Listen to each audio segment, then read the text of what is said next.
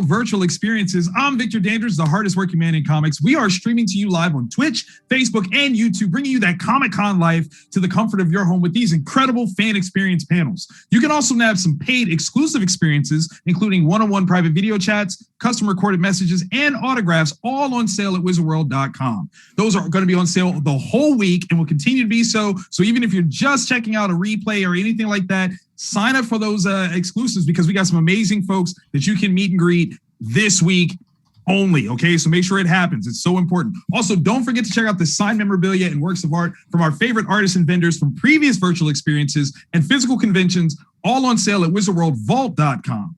Ladies and gentlemen, it is my absolute pleasure to host this panel, Awakening Martial Heroes, Champion Martial Artists in Entertainment. This is an incredible piece as part of our partnership with the incredible Immortal Studios. And joining us, first and foremost, from Immortal Studios, let's hear for Huang. Hey! Lee, how are you doing today? Doing good, Victor. Psyched to be here. Awesome. Also joining us, we have actor and famed stunt woman. We have Megan Lay. Hello, Megan! Yay! I love it. Yay! Next up, we have three-time international martial arts champion, Philip Sahagan. Hey! Yo, Philip, how we doing? Doing well, thank you. Awesome. And last but certainly not least, we have the husband and wife duo. We've got U.S. National Wushu champion and also an 8-time Muay Thai world champion, Sarah Chang and Vincent Soberano. Hey! Hey, how's it going? Hi, guys. Hello. So first and foremost, the thing that's brought us together is Immortal Studios. So Lee, can you tell everyone what Immortal Studios is all about? Sure. Yeah, no, it's great to be here with everybody. As I sort of mentioned in our pre-check-in, I just called into join this panel 5 minutes ago because our CEO is stuck on the LA highway, but I will do my best to fill in some big Hi, shoes. Peter. Yeah, hopefully he's listening, probably amongst hunks. But anyway, so Immortal Studios is a new original content studio that's focused on creating stories in wuxia. Mm-hmm. Wuxia is a Chinese martial arts fantasy genre that's been around for thousands of years, incredibly popular in China and the Far East, and it's part of everyone's DNA. And we are actively bringing it to the West, especially in this time where everybody needs more stories, more diverse characters. That's what we're all about. Now, wuxia. Whenever I ask people, "Hey, do you know what wuxia is?" the first answer here is, "Nope, never heard of it." Second question: have you watched Crouching Tiger, Hidden Dragon? Answer: yes. Did you like it? No, I didn't like it. I loved Crouching Tiger. Well, then you love wuxia, okay? Because Crouching Tiger is very representative of wuxia with the martial arts, the fantastical powers, but also really important philosophies and messages of hard work paying off, of self-determination, empowerment. And so there's really a philosophy behind it, which really translates into what all of these amazing martial artists and celebrities are doing, which is really how do you awaken the hero, which is our phrase that we use. Now, you guys actually had a campaign that surrounded around that, right? Yes. Yeah. And it was a really successful TikTok campaign where people pretended to wake up and then do some amazing moves. And there it is playing. Thank you, Mike and the tech team for showing it. And then the other thing about it is that really what it is our stories span from the old days to now, where our stories are contemporized, and also into the future. So think of our next comic, which is coming up, Chronicles of the Immortal Swordsman, which is a combination of Crouching Tiger, Hidden Dragon meets The Matrix. Okay, so we're really, again, bringing things into the new world.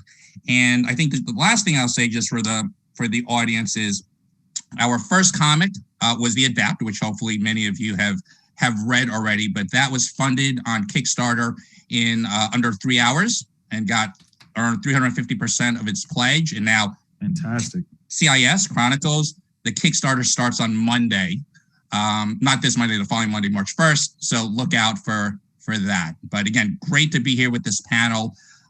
Their stories are going to be amazing. And again, they're all part of the Immortal family, everyone here. And we're so excited to have them be part of the team. I love it. I absolutely love it. Okay, so speaking of awakening heroes, we have some very talented practitioners, if not masters, of their martial arts craft. And I want to hear first and foremost how you all got started. So, Megan, if we can start with you, how did you begin your martial arts journey? I'm a little embarrassed to say how I began. I have a dance background. I'm a lifelong dancer. I have some more Eastern sword play. But when I got into martial arts, I was at a point in my life where I was like, God, I'm this like jack of all trades, master of none. I need something that I can do it, and then some external reward system is like, here you go, you're this good at something. So I was like, ooh, martial arts, there's like a belt system. Like I will know how good I am at something when I get this belt, that belt, blah, blah, blah. So I started white belt, Taekwondo, and very quickly learned that that's not it. That's not what matters, is that someone hands you a belt.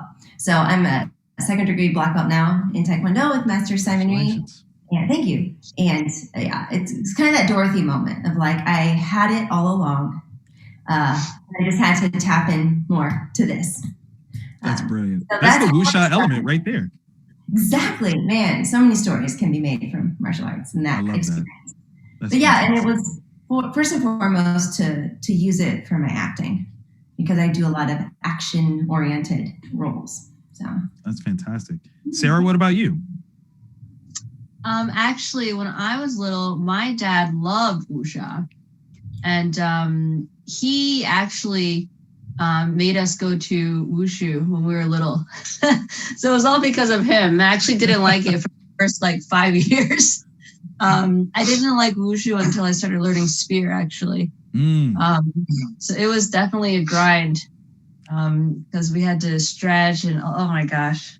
Those foundation years, that's the hard part. Oh yeah. Yeah, so that was definitely influenced by my dad. And I have an older sister, so the both of us were forced to go. And then my cousin also was forced to go. So us three little girls had to all do wushu. That's amazing. Why did the spear change everything for you though? What was so great about the spear? I think it's actually two things. I think one thing is that I'd actually gotten to a point where I started understanding what I was doing.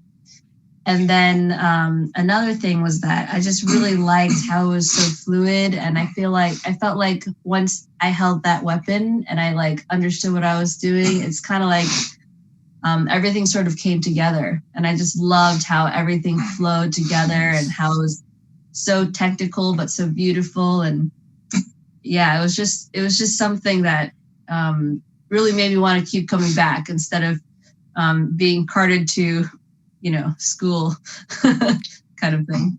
Yeah. I totally respect that. Vincent, what about you? How did you get started into your martial arts? I first started martial arts when I was about 8. My dad brought me to. It's just kind of customary, like all the other kids gonna start karate and all that. So I did that. Didn't really like it in the beginning when I first started it, because there was something that just didn't jive with me. It's like I wasn't into the forms. I wasn't into the non-contact kind of thing. I felt I wanted something more. I didn't know what. I quit for like a year. When I was 10 years old, we watched a fight in Lumpini Stadium in Thailand. And I told my dad, says, Dad, I want to take this martial art. My dad's like, that's not a martial art. Nice. It's boxing. It's not a martial art. And I'm like, no, well, I don't care. They're hitting each other. I want that. So I mean, that's amazing. Yeah. So I fell in love with Muay Thai and contact sports, basically. At the age of 10, I started training and had my first. I fought my first kind of fight, like full contact fight, obviously, Muay Thai fight when I was 12. Of course, I got my ass whooped, and I loved it. It just was a challenge for me to get over, and I kept fighting. I think I lost my first 4 fights or something like that. Wow. And but I just loved it. I loved the challenge. I loved getting back out there, training properly and all that. And once I started winning, I just started winning, and I basically, continued fighting when I moved to the U.S. I fought professionally to pay for my tuition fees for school. I went to film school, and it's quite expensive. And and being able to fight professionally helped me make some extra cash to pay for everything. And and so I had a long journey in martial arts. I won the world title several times in several different organizations. That was much later on in life. I started the first Muay Thai school in Southern California in San Diego, and that was before people even considered it a martial art. Muay Thai back then was the dirty fighting system, because they kick your legs and they use their elbows and knees, that kind of thing. So that was back in the days. We had plenty of challenges, and then eventually I moved to Beijing, China. Right. Where, from Muay Thai, I started going into MMA. In the early days of MMA, when it wasn't called MMA, back then there's what they call new NHB, no holds barred, and then of course there was shoot fighting. I fought some shoot fighting matches in Japan. Wow. And later on I moved to China, and I helped pioneer MMA in China, and basically coached the first UFC fighter from China, and eventually the first UFC champion from Asia. That's amazing. And then Li Jingliang, guys like those, the top fighters in China and the UFC were my students, until I eventually got busy with my film career and decided to retire from coaching. Wow. That's high level, incredible, for real. Philip, before we move on to you, you're getting shout outs. So John Hall and Lulu Nguyen say, Kung Fu Philip, that's my coach. They're giving mad love to you. But how did you get started on your martial arts journey? My mother and father met in martial arts. Oh, wow. My father was into boxing, and karate was the big deal back then. As Mr. Soberano said, karate was a big thing, and the Cobra Kai era of today is from that glory day of that time. So on my dad's side, his father was a pro boxer in the 1940s in Mexico. He was an Italian immigrant and went to Mexico and was fighting for prize money. My father then immigrated to Southern California from Mexico, where he eventually met my mother, who walked into a Kempo studio. And at that time, women weren't, for certain families were like, don't do that martial arts stuff. That's man stuff, which my mother dealt with from her father. Her own father was kind of saying that, don't be so athletic and don't do anything like martial arts. Right. But yes, she went and eventually met my father. And then long story short, I started when I was 5 years old, when my family opened their studio in 1993. I have a little sister who was 3 years old at the time. And when we started the studio, it was boxing, American style kickboxing, and Kempo karate. We grew up in this kind of environment where we had scholarship students, and we had youth boxing teams going for golden gloves, things like that. And a few people who turned pro. Slowly over the years, I kind of evolved myself from growing up in sport fighting, let's say martial art, into the discipline of, oh my gosh, there's a division where I can actually just do forms, performance. I didn't even know that. And how that happened was, like most people who get into martial arts, who see the media around martial arts, I caught a couple movies where people used weapons, and I realized none of the martial arts I know used any weapons. So I kind of had this affinity and love. And during the long summer months where I wasn't going to school, I was always bothering my mom, who had an accounting practice inside of the gym. And I would be like, Mom, watch me do this. Or Mom, what about this? And then one day she just unscrews a broom, gives it to me, and is like, go play, that's a staff. And I was like, what? It's like, Donatello, Ninja Turtles, go. and I was like, okay. And so, I got a little foam nunchuck and then a staff. And I just meticulously kept practicing. Later on, our school absorbed many different styles of people. So I'm really owe a lot of my background to my family's open-minded approach, because in the early 90s, there was not so many we say MMA didn't really exist. As Vince Vincent already stated, there's the NHB, there's shoot fighting. Before that, Vale Tudo exists. You don't see anything besides maybe paint creation and things like that, and they all merged. But in the early days, we had jiu-jitsu coaches coming in the late 90s. Our first coach, maybe Vincent knows, is Joe Morera. He's my coach. No way. So did you ever awesome. visit his location in Costa Mesa then? No? Yes. The last time my son was in Costa Mesa area, Was it the warehouse or was it his own place? I'm curious. It was all in Orange County. So the Orange County, if it is, it might have been my parents' place. Wow. Oh my gosh. Oh So my y'all are like gosh, practically related right now. Y'all didn't even know it. Joe Morera, he then brought in my Marcelo gosh. Bajo. He brought in Vladimir Perez. A lot of good grappling existed. And also we had access to Ramon Rubio, I believe, of Doce Pares Eskrima, came really early. We had different boxing coaches. And at the heyday, we moved from a 4,000 square foot to a 15,000 square foot building that then hosted 18 different teachers from across the world. More like cardio coaches and then actual like boxing coaches. Oh, a lot of people. I totally remember your gym. Oh my gosh, I've been there. 15,000 square foot place in Costa Mesa. Yes, I have been there. Every 2 months over there. Yeah. Did you ever Oh do my the God, jiu-jitsu tournaments we threw? Like 4 times a year we did jiu-jitsu tournament. Yeah. I totally Look at that. remember. Oh With the my weapons on the gosh. wall. World gets smaller every day. I love that. I love that. Speaking of how small the world is, let me just give you all a shout out for all the people that are listening. We got folks tuning in from New Orleans, New York, New Jersey, Los Angeles, Las Vegas, across the US, Canada, and Portugal. So we got folks from all over the world tuning in right now. So big thanks to all of you guys for checking us out right now. Okay, so kind of want to getting into going from martial arts as a sport into the entertainment side. What were some of your inspirations for that? I mean, Megan, you said you were already, into dancing and you were already acting. So to make that transition, were there any particular inspirations, any actors or actresses that you looked up to? I didn't start studying martial arts until I was, 30? Like last year? Like you did all this last year? That's incredible. That's incredible. However, my father studied Vo Vietnam. He's Vietnamese. We're Vietnamese. And he introduced me to Bruce Lee, and I, saw all the films growing up, and that and Breakfast at Tiffany's were like my film, what I looked up to. It was like, oh, I could do that. Breakfast at Tiffany's and fighting. I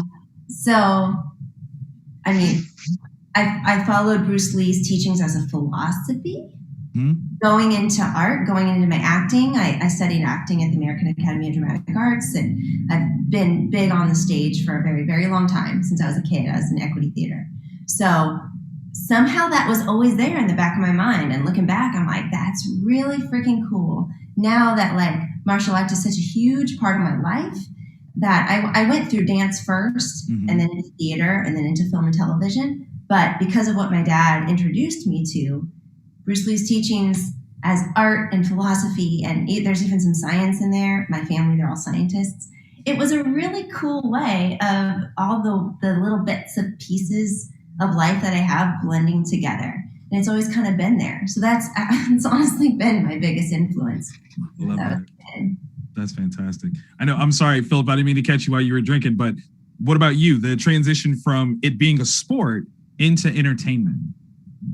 It was probably seeing people get beat up. I'm just kidding. Halfway though, it's partially true.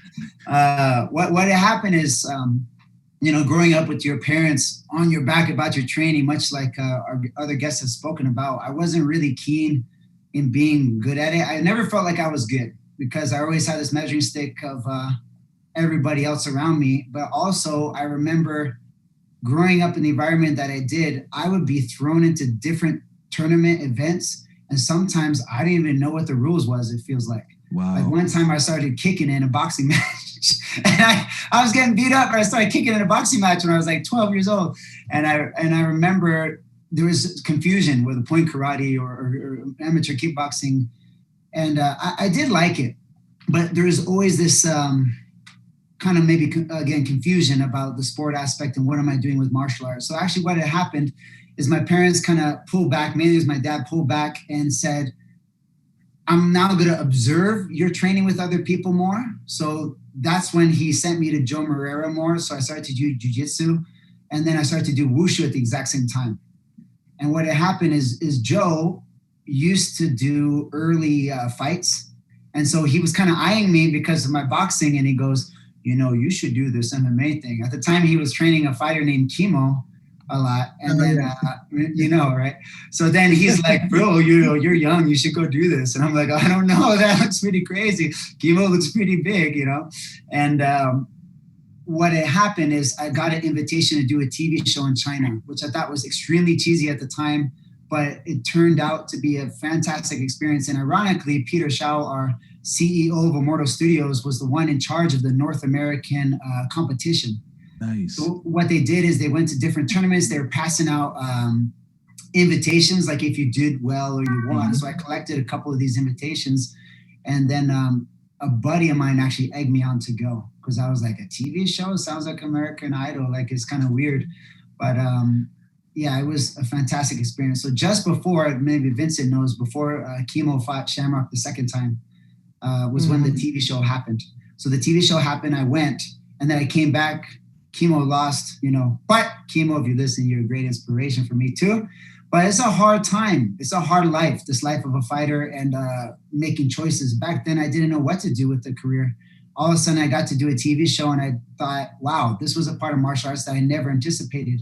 I saw Power Rangers. I saw, back then, it's like Hercules and Zuno, like we had crazy 90s shows. But I never expected that there was actual people getting paid to do those fight scenes. Like it never clicked that was an avenue. That came way later. Wow, well said.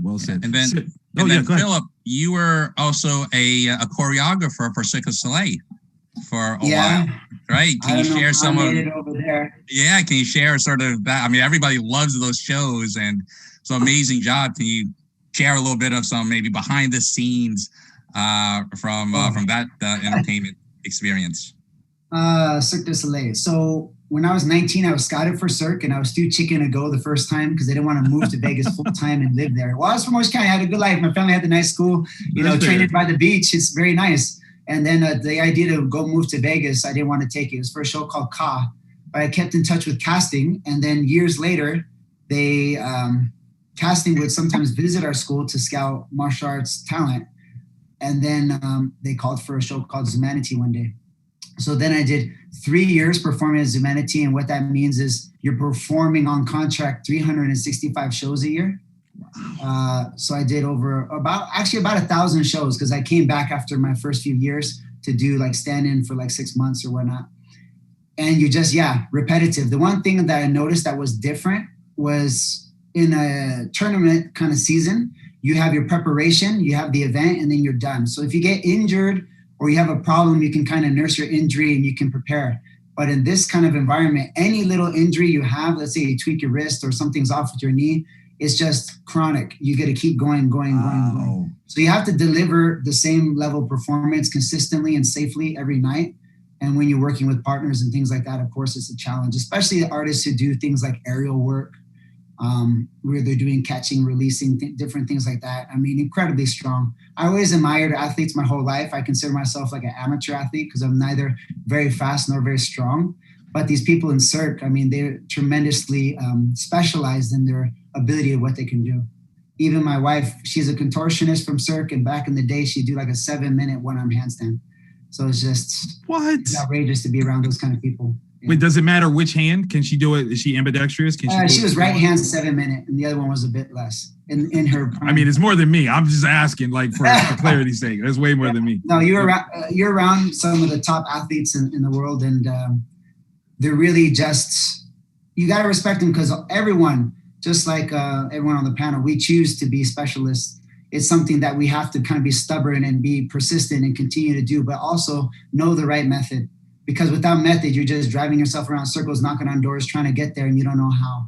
Oh, that's so well said. A lot of the circus people, because some of their disciplines are so specialized, maybe they have no direct guidance. Like no one can really train them to do certain things. There's a girl at the O show, for instance, and her specialty is to do like a headstand on a moving swing. And she does it without a launch. So like, that's ridiculous. And I don't know who trained her. I never met that particular artist, but fantastic skills. That's insane. That's absolutely insane. Sarah, before you answer the question, we're actually going to throw on one of your video clips. I think we got that playing in the background. But your transition from the athletic side or sports side of martial arts into entertainment. Yeah. So actually, in the beginning, I never thought of doing anything in entertainment. I totally was on a completely different route. I studied material science. But wushu is my life. Like, wushu was always my life. So I studied wushu and then I started working like normal jobs. But eventually nothing really kind of stuck. And I ended up quitting everything and just competing wushu. And then I had a friend that brought me onto a music video set. And then after that, pretty much everything is history. I just went straight into film. After that, I went to acting school. I moved to Beijing. And then everything after that was all film. That's amazing. Yeah. And actually, it's funny because right now, the clip that you're playing here is me fighting against this wushu champion, He Jingde, someone who I've always looked up to. So every summer, my parents would bring me to China to train. So the very first time was in 1999. I went to the Beijing Shisahai school. Mm-hmm. And this is where, Jet Li, Wu Jing, all these guys trained. The coach is Wu Bing. And I met all of these people. So I actually, we would just be, I didn't meet Jet Li. And I met Wu Jing. Wu Jing at the time That still counts. Yeah, I met Wu Jing at the time, and He Jingde was training with Wu Jing. They're on the same team, and it was just so incredible because we were watching them. At that time when you're training in the U.S., everyone was just watching their videos. Everyone from Beijing. So when you're training there, you're just in awe, pretty much. And it's really cool that it came full circle. That I filmed this, the teacher in the Wanda Studios in Qingdao. And He Jingde did all the choreography, and we were fighting each other, and it was just an incredible experience to meet again, doing this film together, and it was just he's just so precise, so accurate, and so fast that I've never had to fight anyone that is just such a high level. So I really just had to up my game and make sure that I was just like catching all of the blows. It was just such an incredible experience. It's so amazing to work with someone who I looked up with. I looked fantastic. Up to for so many years. That's awesome. That's awesome. Yeah. Let's see. Do we have one for Vincent that we can queue up? And before you get started, Vincent, I'm gonna give a shout out to some of the movies that people are talking about in our chats. We've got Legend of the Drunken Master. We've got The First Karate Kid. People love that one. We've had The Five Venoms, Magnificent Butcher, Legend of the Drunken Master. Somebody brought up Enter the Dragon. So again, wonderful, wonderful showcases of martial arts talent. Absolutely. But Vincent, I think we're playing a clip from you right now. Can you tell us a little bit about what we've got? This is a movie that I wrote, directed, and I also acted in. It's called The Trigonal, and it's basically sort of my dedication to the old school like blood sport kind of movies, and I wanted to showcase like a lot of different martial arts melded together from Filipino martial arts to mixed martial arts, everything to wushu, all that. So, love it. So this was a martial arts movie, definitely a modern day martial arts movie, through and through, like along the lines of Bloodsport. And this was a really fun project for me to do because I had carte blanche when it came to who I put in the movie, and so I remember my two students, Li Jingliang, who's a top level UFC fighter, and and the Mongolian Wolf, Zhang Taichuan, who was the first UFC fighter in China, they've been bugging me. They're like, Coach, get us in a movie. I'm like, well, now we're gonna get you in a movie. So I put them in this movie. This is the first like film experience and all that. So, and I also casted Mansour Del Rosario, who is like legendary out here in Asia. He is in the Hall of Fame in Korea for Taekwondo. He is Taekwondo bronze medalist in the Olympics. Nice. He was a Taekwondo world champion, and he was the biggest martial arts action star in the Philippines in the 1990s. Wow. And so this is sort of his comeback movie, and did that. And of course, I got to work with Sarah as well, which is really fun. And so she's still smiling, so that's a good thing. I was just about to ask, like, Sarah, was it good to work with your husband on this one? Was it easy? Yeah, it was. This movie was crazy because everyone, maybe just one person, was not a martial artist. Okay. Everyone in this movie was a martial artist. It was that's brilliant. On the movie set. When we were in the movie set, it was like so much testosterone flowing, because everyone is like, and they're all different martial arts. There's a capoeira master. There's a couple Taekwondo black belts, like high level guys, Kyokushin guy, all that stuff. It was pretty intense. Muay Thai, MMA guys, and on the side they're all training on the side. They're doing on the stuff. You walk over, outside the set, and they're like sprawled out there, like doing stuff, and it's pretty crazy. So it was a really, really fun movie to do. That's amazing. Obviously, we also had like a lot of like shooting, a lot of gunplay and all that. And I ended up like using a real SWAT team from the. Really? We were shooting in this one small city in the Philippines, and the mayor said, "You know what? Just." We were gonna borrow guns and uniforms. Like, just use your SWAT team, So it's cool. Like, it's cool. okay. Just fight the SWAT team. It's good. No, whatever. Yeah. So we had like a bunch of like SWAT like tactical raids in the movie. So I just basically told the commander of the SWAT team, okay, well this is the situation. There's a drug deal going on, and you guys have to raid it. Now you tell me what you guys gonna do. We'll just shoot. We'll just film whatever. Wow. Whatever you gotta do. So they basically choreographed their own stuff because it was like as realistic as you can get. That's authentic. It's like, we do this all the time. Yeah. This is what we do. Like, this is why we're here. Oh my God. That's amazing. That's amazing. Philip, do we have a clip from you, sir? I submitted a few. I just have a Reels folder. So okay. All right. So let's see what we got here. That's going to play for Philip. And again, let's, okay. So yeah. This one's you. That was Tina Turner. That clip of the audience, which was, I think that was in Arnhem, which was like 50,000 people watching. Amazing. And it was crazy because Miss Tina Turner, when I was a young boy, I only saw the cassette Private Dancer in like my parents, like near the tape player. And right. I remember walking by it and thinking when I was like 8, like Private Dancer, what is that? So, and then I'm walking away and then years later, I got a phone call and they said, would you be interested in doing a tour with Tina Turner? And I'm like, Tina Turner. I go, Private Dancer. Private Dancer. And long story short, I got to go on a tour with her. It was about 1.5 years commitment total. Wow. And how it actually happened, this is a little bit towards our dancer, Miss Megan. Is actually what happened is I injured my hamstring doing wushu. I was really focusing on wushu at the time, and I tore it doing a twisting movement to split. Like I had a pretty bad pull. So then I was looking for ways to rehab it, and I actually found a ballet coach to rehab it. I tried yoga and other stuff. So I started to pursue ballet bar to strengthen my legs and rehab my ankles. And actually at that time, my jumping was like so much better from ballet. 120 times better.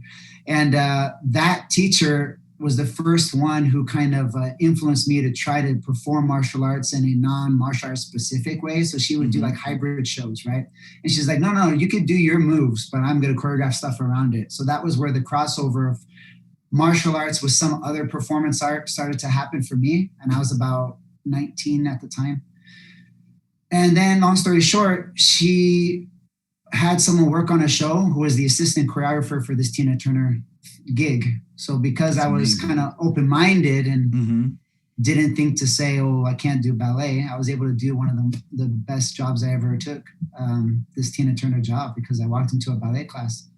And that was an awesome chance, because not only did I get to tour with her, I got to help choreograph 3 martial arts inspired sequences for her tour. Wow. That's legendary. I love that. I love that. Megan, I believe we have one for you that's very special here. Let's see if this one queues up right quick. There we go. Oh, yeah. Stumptown. Yes.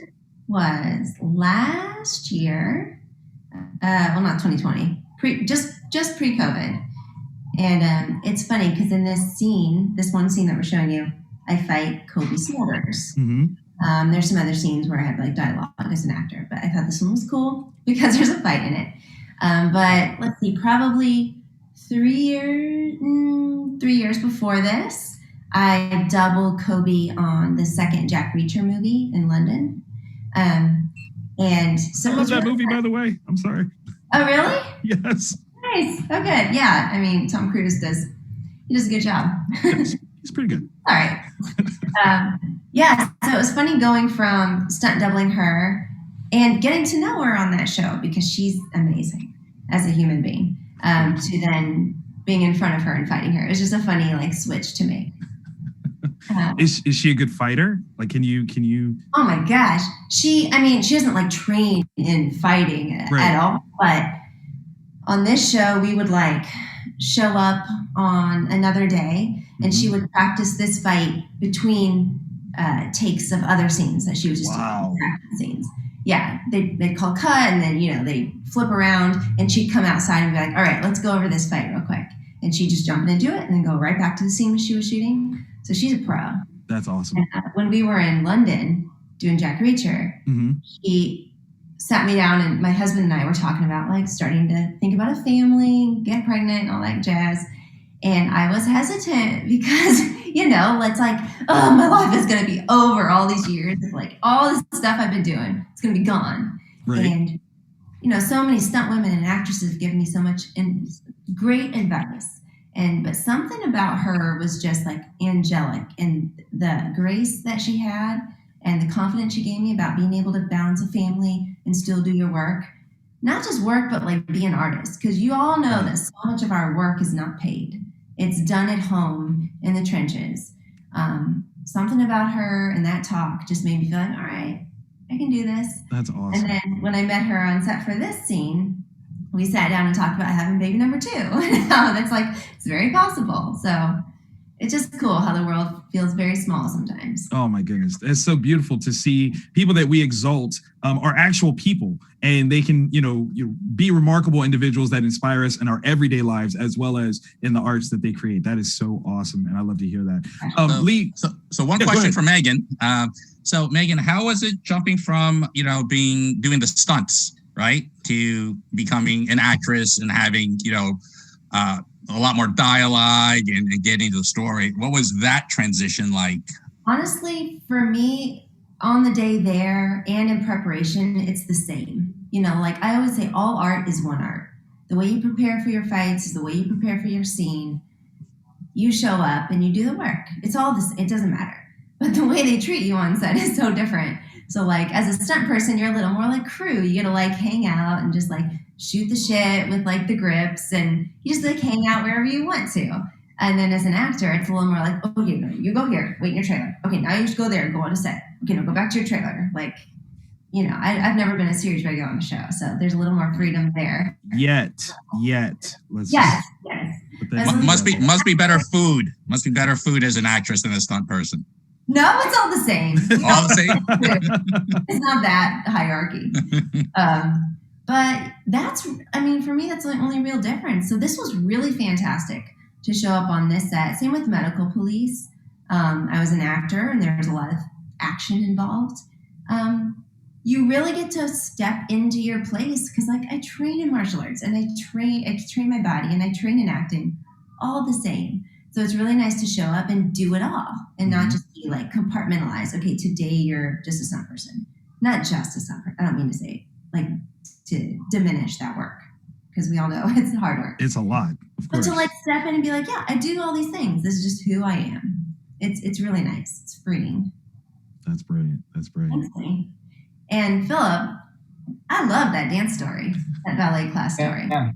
I Yeah. respect it. It's good stuff. That's right. That's right. Lee, any more questions, man?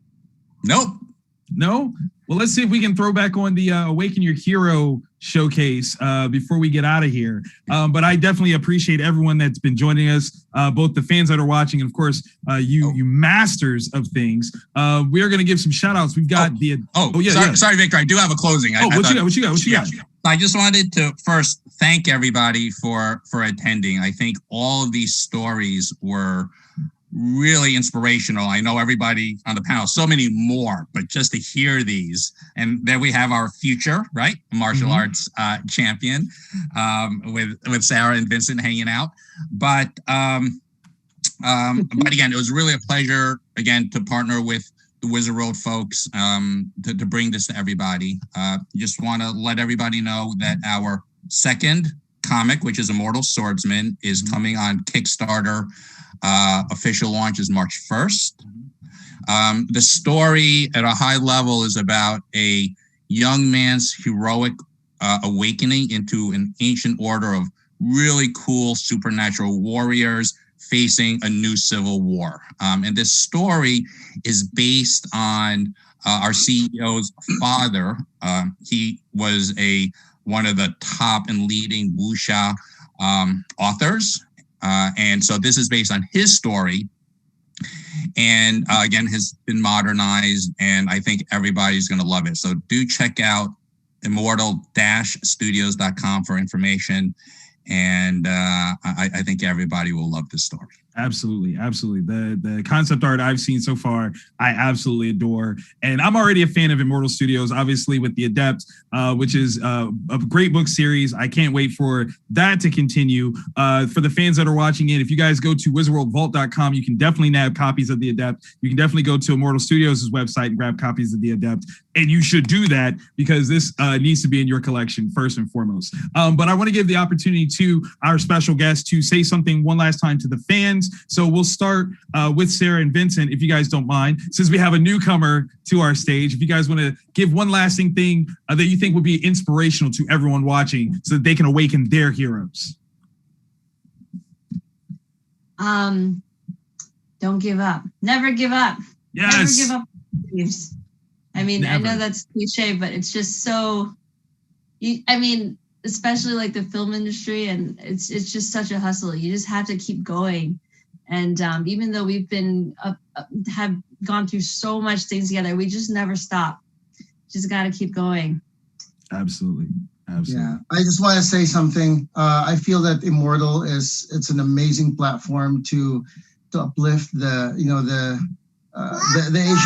Asian culture, and she agrees. It's a great platform to uplift the Asian culture and our backgrounds as Asian Americans. I just want to, at the risk of sounding political, I just want to say that I'm really saddened by the recent attacks on Asians. Yes. And the Asian hate, racial crimes and all that stuff. And I'm totally against that. I support the Stop Asian Hate. That's right. Movement, and I feel that Immortal is a great way to uplift us as Asians to band together and support each other.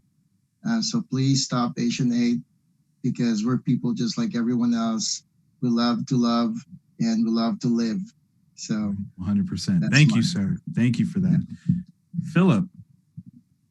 I just want to say that when we're talking about your life choices and journey, as I mentioned before, I think it's most important that we find someone who can serve as a mentor. And that could be someone from the pages of a comic book, even if you don't have a tangible person right in front of you to help show you the way. There's different aspects of inspiration that can affect us in different moments of our life. And what I think is the most important is learning how to take those seeds of inspiration and apply that into action, into self-realization.